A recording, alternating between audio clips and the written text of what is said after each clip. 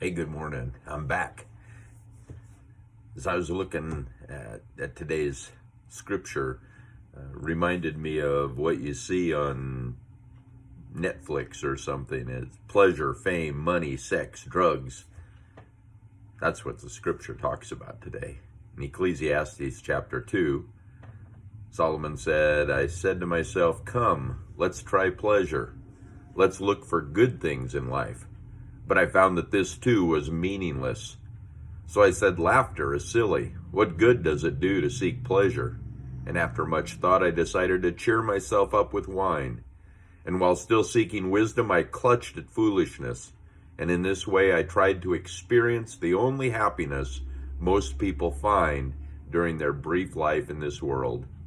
I also tried to find meaning by building huge homes for myself and planting beautiful vineyards. I made gardens and parks, filling them with all kinds of fruit trees.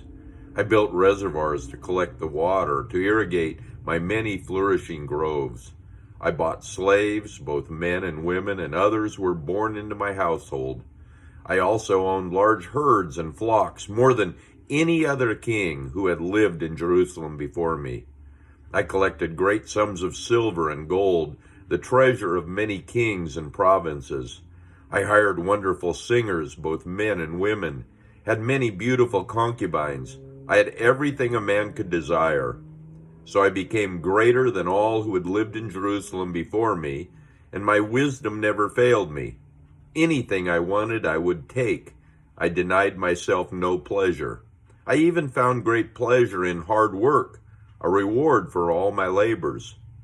But as I looked at everything that I had worked so hard to accomplish, it was all so meaningless, chasing the wind. There was nothing really worthwhile anywhere. Solomon had it all. Everything that people say that is their greatest desire.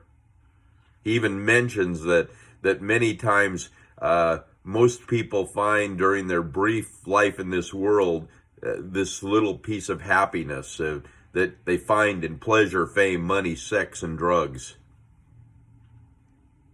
But he said it was chasing the wind. You know, Billy Graham said that we have all had a hunger in our hearts for God. There's an empty place in our soul that only God can fill.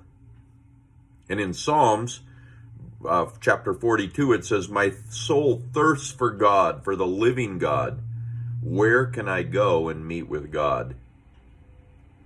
See, the problem is that instead of turning to God, instead of allowing God to control our lives, to fill our souls, we turn to other things to fill that void. Pleasure, fame, money, sex, drugs, alcohol.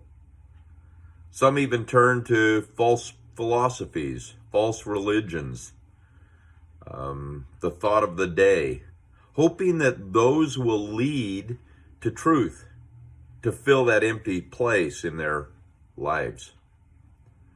But the truth is, only God can satisfy our inner hunger, and He will, if we turn to Him by faith and open our hearts and lives to the transforming work of Jesus Christ. Solomon figured that out at the end. You have a chance to figure it out today.